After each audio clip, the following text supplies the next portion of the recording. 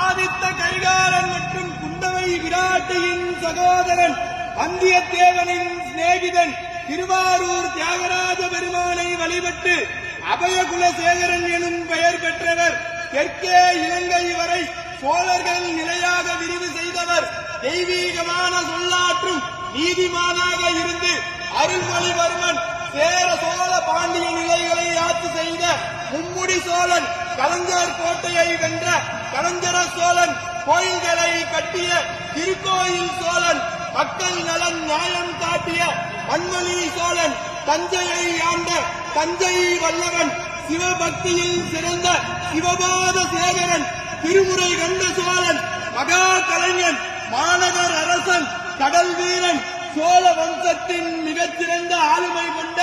தெய்வீக அரசன், நம் பெரும்பாட்டன் பேரரசன்